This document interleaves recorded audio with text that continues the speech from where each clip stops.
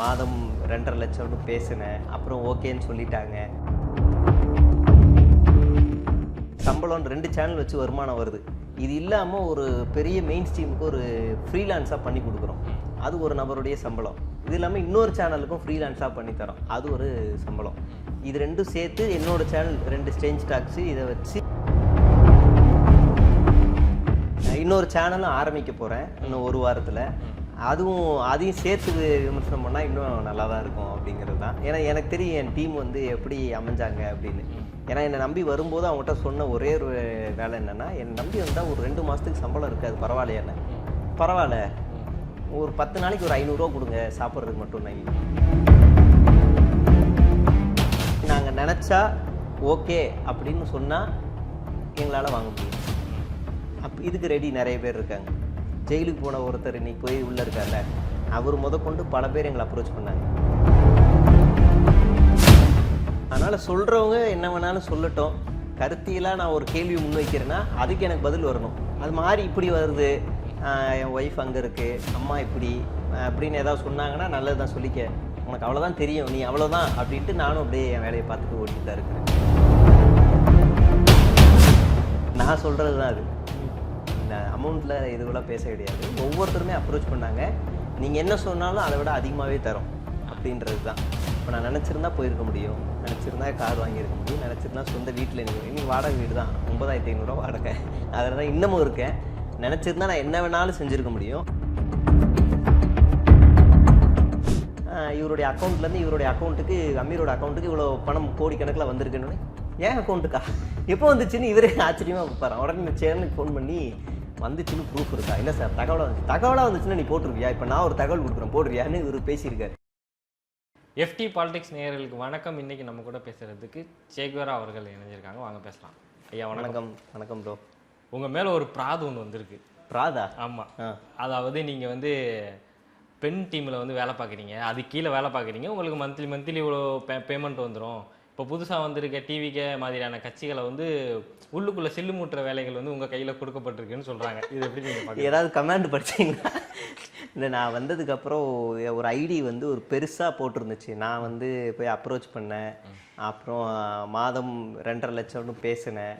அப்புறம் ஓகேன்னு சொல்லிட்டாங்க. அப்புறம் அப்படி ஓடுதுன்னு ஒன்று வந்துச்சு. அப்புறம் மாதம் எனக்கு 50 லட்சம் வருதுன்னு ஒருத்தன் அடிச்சு விட்டான். அப்புறம் இன்னொருத்தன் மாதம் ஏதோ ஒன்று வருது அப்படின்னு அடிச்சு விட்டான். எனக்கு பார்க்கும் போதெல்லாம் இதெல்லாம் நடந்தா எப்படி இருக்கும் அப்படின்ற மாதிரி தான் இருந்துச்சு. ஏன்னா இப்போ இந்த கை உடஞ்சப்ப வீட்டுக்கு நிறைய பேர், முக்கியமான நபர்கள் நிறைய பேர் வந்தாங்க. வந்துட்டு வீட்டை பார்த்துட்டு, என்னடா வீடு இது இப்படி இருக்க, உங்களோட பேலஸ், எல்லாருமே தெரிஞ்சவங்க, யூடியூப்ல இருக்கவங்க, பிரபலமான நிறைய பேர் வந்தாங்க. வந்துட்டு என்னடா வீடு இப்படி இருக்கு, ஏன் என்ன இப்படின்னா, நீ ஏதோ ஒரு அப்பார்ட்மெண்ட்ல இருப்பேன்னு நினைச்சேன், என்ன இப்படி இருக்க, என்ன இப்படி இருக்க அப்படின்னா, என்னங்க என்ன இப்படி இருந்தா என்ன அப்படின்னா, சரி கார் வாங்கிக்க அப்படின்னாங்க. என்கிட்ட பைக்கு தான் இருக்கு, அதுவும் இன்னும் டியூ ஓடிட்டு இருக்கு, இன்னும் டியூ முடியல. என்ன கார் வாங்கிக்க, கார் வாங்கலாம் எதுங்க காசு, அதெல்லாம் வேணாங்க, இதுவே 10,000 முன்னாடி அமௌண்ட் கொடுத்தன்ற பைக் கொடுத்தான் அப்படின்னு சொன்னேன். நம்ப மாட்டாங்க யாரும். அப்போ சரி வருமானம் என்ன அப்படின்னும் போது, எனக்கு வர அமௌண்ட்ல சம்பளம் 2 சேனல் வச்சு வருமானம் வருது. இது இல்லாமல் ஒரு பெரிய மெயின் ஸ்ட்ரீமுக்கு ஒரு ஃப்ரீலான்ஸாக பண்ணி கொடுக்குறோம். அது ஒரு நபருடைய சம்பளம்.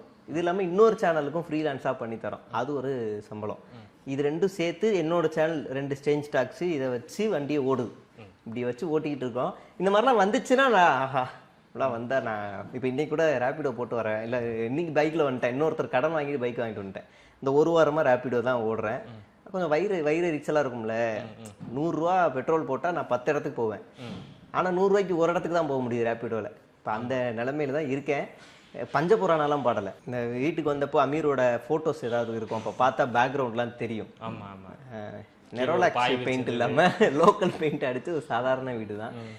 பரவாயில்ல, எனக்கு இந்த மாதிரி விமர்சனங்கள் வந்தாலும் நல்லா தான் இருக்குது. ஏன்னா பெரிய பெரிய ஆளுங்களுக்கெல்லாம் என்னென்னமோ சொல்லும் போது எனக்கும் வரும்போது நல்லா தான் இருக்குது. இன்னொரு சேனலும் ஆரம்பிக்க போகிறேன் இன்னும் ஒரு வாரத்தில்.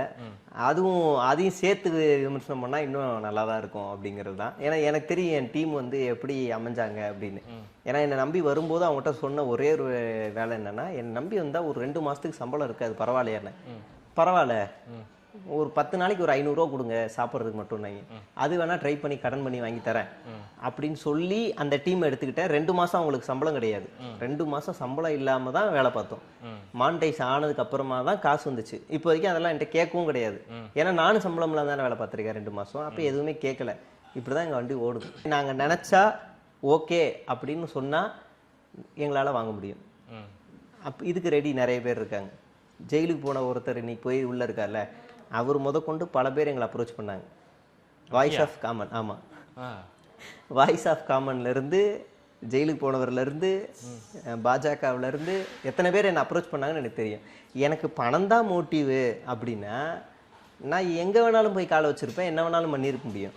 இப்போ நான் பண்ணிக்கிட்டு இருக்கிறது troll material, commercial comedy piece இல்லை, ஐடியாலஜிக்கல் வார் பண்ணிக்கிட்டு இருக்கோம். அப்போ அது பண்ணும்போது எரிச்சல் வரதான் செய்யும். என்னோட கருத்தியலுக்கு பதில் சொல்லாம இப்படியான பதில்களை என் மேலே வீசுவாங்கல்ல, அதுக்கு நான் ரியாக்ட் ஆகக்கூடாது. நான் வேகமாக ஓடிக்கிட்டே தான் இருக்கணும். அதனால சொல்றவங்க என்ன வேணாலும் சொல்லட்டும்.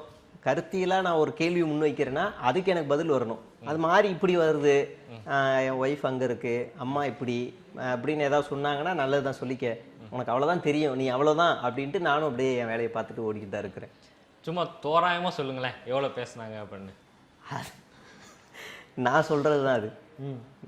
அமௌண்ட்டில் இதுவெல்லாம் பேச கிடையாது. ஒவ்வொருத்தருமே அப்ரோச் பண்ணாங்க. நீங்கள் என்ன சொன்னாலும் அதை விட அதிகமாகவே தரோம் அப்படின்றது தான். இப்போ நான் நினச்சிருந்தா போயிருக்க முடியும், நினச்சிருந்தா கார் வாங்கியிருக்க முடியும், நினச்சிருந்தா சொந்த வீட்டில் இன்னைக்கு வாடகை வீடு தான், 9500 வாடகை, அதில் தான் இன்னமும் இருக்கேன். நினச்சிருந்தா நான் என்ன வேணாலும் செஞ்சுருக்க முடியும். ஆனால் நான் எதுவுமே செய்யலை. இப்போ அதுதான் மோட்டிவ்னா இன்னைக்கு நானும் ஒரு பெரிய ஆளாக உட்காந்துருக்க முடியும். எனக்கு அது மோட்டிவ் இல்லை. என்னோட மோட்டிவ் வேறு. நான் தமிழ்நாட்டுக்கு பாஜகவுக்கு போய் வேலை செஞ்சோ இல்லை தாவேக்காவுக்கு வேலை செஞ்சோ தமிழ்நாட்டுக்கு ஒரு பெரிய துரோகத்தை நான் நிகழ்த்த விரும்பலை. இந்த வார்த்தையை சொல்லி தான் நான் அந்த பழைய ஆஃபீஸ்ல இருந்து வெளியே வந்தேன். அதுக்கு தான் அவங்க டென்ஷன் ஆனாங்க, நீ என்ன தமிழ்நாட்டு துரோகம் பண்ணுறியா? ஆமாம் அப்படின்னு சொல்லி தான் வெளியில் வந்தேன். அப்படிதான் இப்பயும் இயங்கிட்டு இருக்கிறேன். சரி, இப்போ கை உடஞ்சிருந்தது, அதுக்கப்புறம் அமீர் அவர்கள் சந்திச்சாங்க. இதுக்குள்ள எங்களோட நம்ம பழைய இன்டர்வியூஸ் பண்ணியிருந்தோம்ல, அதில் வந்து கமெண்ட் வந்துருந்தது, இது மாதிரி கை உடஞ்சிருக்கு அப்படி இப்படின்னு ஏதோ கமெண்ட், இவங்க வந்து தாக்கியிருக்க வாய்ப்பு இருக்குது அப்படின்லாம் போட்டாங்க. பயங்கர கான்ஸ்பிரசியாக இருந்தது. சரி, அதான் உங்கள்கிட்ட கேட்போம் அப்படின்னு. கை உடஞ்ச காரணம் என்ன? அமீர் அவர்கள் வந்து ஒரு சந்திப்பு, என்ன பேசுனீங்க, என்ன நடந்தது? அது ஒரு தனி கான்ட்ரவர்சி ஓடுது. அது கை உடஞ்சது என்னன்னா, ஒரு சின்ன பையன், அவன் மீன்பாடி வண்டி தான் ஃபர்ஸ்ட் டைம் வெளியில் சொல்கிறேன். எனக்கு தெரிஞ்சு என்னோட பொது பேஜில் கூட சொன்னதில்லை. மீன்பாடி ஓட்டிகிட்டு இருக்க ஒரு சின்ன பையன், காசிமேடு திருவற்றியூர் அந்த எண்டில் எல்லாம் பார்த்தீங்கன்னா பைக்கோட மோட்டர் எடுத்து ரிச்சாவில் வச்சுட்டு மீன்பாடி வண்டி மாதிரி ஓட்டுவாங்க. அது இல்லீகல். அதை தடை செஞ்சது டிராஃபிக் ராமசாமி தான். இப்போ மறுபடியும் அது ரன்னிங்கில் இருக்குது. அது ஊருக்குள்ளே மட்டும் ஓட்டிக்கிட்டு இருந்தாங்க. இப்போ மெயின் ரோட்லேயும் வர ஆரம்பிச்சிருச்சு. அது என்னன்னா, அந்த சின்ன பையன் ஓட்டிட்டு வந்தவன் திடீர்னு லெஃப்ட் எடுத்து அடிச்சிட்டான். அவன் கரெக்டாக கையில் வந்து மோதுனா நான் இந்த பக்கம் நானும் ஒய்ஃபும் சரிஞ்சுடுது, அவ்வளோதான். அதுக்கப்புறம் ஹாஸ்பிட்டல் போனோம். அது அப்படியே சர்ஜரி ஆப்ரேஷன் அப்படின்னு போச்சு. ஒரு நாள் தான் ட்ரீட்மெண்ட்டில் இருந்தோம். வழக்கம் போல் கட்டு போட்டு வீடியோ பேச ஆரம்பித்தேன். இப்போ அமீர் அண்ணனுக்கு வந்து ஒரு ஃபேன்ஸ் மீட், ஒரு சேனலில் ஃபேன்ஸ் மீட்டுக்கு ஒரு வீடியோ பண்ணி கொடுத்துருந்தோம். இப்போ அதுக்கு முன்னாடி இருந்தால் அவர் பார்ப்பார் சேனல் வியூஸ் எல்லாமே. என் பேரெல்லாம் தெரியும். அதுலேயும் சொல்லுவார், நான் வந்து இவரை சொல்லலை, நண்பர் சேவை சொல்லலை, அந்த அவர் வேஷம் போட்டிருக்க அவரை சொல்கிறேன் அப்படின்னு மென்ஷன் பண்ணுவார். நான் அமீர் உங்களை மீட் பண்ணணும்னு சொல்கிறாரு அப்படின்னோடனே சரி நானே வரேன் அப்படின்னு. இல்லை அடிபட்டுருக்கு, அவர் தான் வருவேன்னு சொன்னார். ஏங்க நான் வேலைக்கே போக ஆரம்பிச்சுட்டு நான் வரேன் அப்படின்னா, இல்லை அவர் தான் வரேன்னு சொன்னாருன்னு. எனக்கு ஒன்றும் புரியலை. சரி, பெரிய ஆளுங்கள்லாம் சும்மா சொல்லுவாங்க அப்படின்ற மாதிரி நினச்சிட்டு விட்டுட்டேன். திடீர்னு பார்த்தா வரேன் அப்படின்ட்டு நைட்டு ஃபோன் பண்ணி சொன்னாங்க. ஒரு 9 மணிக்கு சொன்னாங்க, இப்போ வந்துகிட்டு இருக்காராம். என்னன்னு சொல்கிறீங்க? ஆமாம் வந்துகிட்டு இருக்காராம் அப்படின்னோடனே எத்தனை மணிக்கு வருவார் தெரியல, நான் போயிட்டு அவரை பிக்கப் பண்ணி கூப்பிட்டு வரணும் அப்படின்னு ஒருத்தர் சொன்னார் நண்பர். சரி வாங்க அப்படின்னு வீட்டை அப்போ தான் மாப்பெல்லாம் போட்டு பெருக்கி, என் வீடு கேவலமாக இருக்கும். நீங்கள் இந்த ஸ்டுடியோவிலே பாதி தான் வீடு, சின்னதாக இருக்கும், உட்கார கூட இடம் இருக்காது, கன்ஜஸ்டடாக இருக்கும். இப்போ வர நேரம் என்ன பண்ணுறதுன்னே தெரியலையே, இந்த ராத்திரியில் எங்கே போகிறோன்னு. சரி வாங்க அப்படின்னு வர சொல்லிட்டேன். அவரோட கார் என் தெருவுக்குள்ளே வரதுக்குள்ள அவர் படாது பாடுபட்டார். தம்மா தூண்டு தெரு கார், ஒரு பைக்கு, என் தம்பி இன்னொரு பையனும் பைக்கெல்லாம் ஓரங்கட்டி வாங்க வாங்க வாங்கன்னு ஒரு உள்ளே கஷ்டப்பட்டு வர வந்துட்டார். எனக்கு ஒரே கில்ட்டாக இருந்துச்சு, ஐயோ இவ்வளோ பெரிய மனுஷன் இந்த இடத்துல வர வைக்கிறமேன்னு. இப்போ அவரும் வந்துட்டார். வந்துட்டு உட்காந்துட்டு பேசிட்டு போயிடுவாருன்னு நினச்சோம். அப்போ நீ எந்த ஊருங்க அப்படின்னா, நாங்கள் மதுரை இங்கே, அப்போ மேலப்பண்ணாரில் எங்கே அப்படின்னா, அப்போ அந்த கான்வர்சேஷன் ஆரம்பிச்சது. அப்புறம் நீங்களாம் பாரம்பரியமாக கம்யூனிஸ்டா? ஆமாம். அப்போ மதுரையோட வரலாறு கதை அவரை தெரியுமா இவரை தெரியுமானா, அங்கங்கே ஒருத்தருக்கு மியூச்சுவலாக தெரியுறாங்க மதுரையில் பழைய ஆளுங்க அப்படின்னும் போது. அப்படியே பேசிட்டு வந்தார். அப்புறம் எல்லாமே அந்த கான்ட்ரவர்சி டைம்லலாம் நடந்துச்சுல்ல, அதெல்லாம் அவர் வந்து ஜாலியாக பார்த்துருக்காரு. வீட்டில் உட்காந்து இப்படி பார்த்துக்கிட்டே இருப்பாராம்.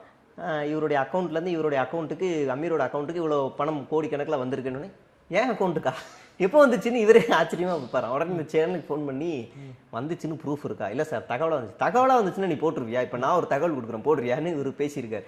என்னங்க இப்படி பண்ணுறீங்க அப்படின்னு இவர் ஜென்யூனாக பேசுவார். இப்போ என்னென்னலாம் நடந்துச்சு அரசியல் வட்டாரம் எல்லாமே அப்சர்வ் பண்ணுறாரு. எல்லா அரசியல் வட்டாரங்களும் அப்சர்வ் பண்ணிட்டு அவர் சொல்லிட்டு இருந்தார். ரொம்ப மெச்சூர்டாக பேசிட்டு, அப்புறம் நான் ஒரு பெரிய கமல் ஃபேனு அப்படின்லாம் சொல்லிட்டு இருந்தார். எனக்கு ரொம்ப ஆச்சரியம். 12 மணிக்கு வந்தவர் 4 மணிக்கு வீட்டிலேருந்து கிளம்புனார். அதுவும் கிளம்புற ஐடியா இல்லை, நான் மட்டும் ஒரு 40 கொட்டாய் விட்டுருப்பேன். அதனால சரி எல்லாம் கொட்டாய் விடுறாங்க, சரி நான் கிளம்புறேன், இன்னொரு நாள் வந்து சாப்பிட்றேன் அப்படின்ட்டு. சின்ன வயசு அனுபவங்கள், சினிமா வந்தது, ரொம்ப கஷ்டப்பட்டு சினிமா வந்திருந்தார். அப்போ அதெல்லாம் சொல்லிட்டு அப்புறமா பொறுமையாக கிளம்பி போயிருந்தார். அடுத்த கட்ட சினிமா பயணம் பற்றி எதனா சொன்னாரா? கடையில் ஷூட்டிங் போகிறேன்னு சொன்னார். எந்த படம் எதுவும் சொல்லலை. ஆனால் போகிறார், அவ்வளோதான். அது சொல்லக்கூடாதுல்ல அந்த இதுபடி, அது சொல்லலை. நாள் ஆயிடுச்சு ஒரு படம் வந்து, அதுக்கப்புறமா அவரை அந்த டைரக்ஷன்லேயே இல்லை, அதுக்கப்புறம் நடிச்சாங்க அப்படி இருந்ததுல, அதனால கேட்குறேன். எதுவுமே சொல்ல. பைசன் கதையை பற்றி பேசிட்டு இருந்தோம், அது சொல்லிட்டு இருந்தாரு. நாளைக்கு ஷூட்டிங் போறாரு, விடிஞ்சா உடனே ஷூட்டிங் போனா. ஆனால் எந்த படம்லாம் சொல்லலை. நானா கேட்டேன், என்னண்ணே எந்த படம்னே, அரசனாண்ணே, யார் சொன்னேன்? இல்லை செய்தி வந்துச்சு.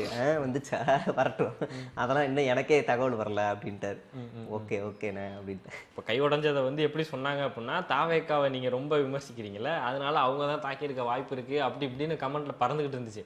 சரி என்ன, அப்போது நான் கொஞ்சம் பிஸி ஆகிட்டனால உங்கள்ட்ட பேச முடியல, அதை தான் இன்றைக்கி கேட்கலாம் அப்படின்னு நினச்சேன். இந்த கை உடஞ்சது காரணம் பின்னணி இதுதான், ஒரு சின்ன பையன் இடிச்சிட்டான் அப்படின்றது. தொடர்ந்து பார்ப்போம் இந்த தாவேக்கா விஜய் அவர்கள் என்ன தாக்கத்தை தமிழ்நாட்டில் ஏற்படுத்துகிறாங்கன்னு. உங்கள் நேரத்துக்கும் உங்கள் பதிலுக்கும் ரொம்ப நன்றி.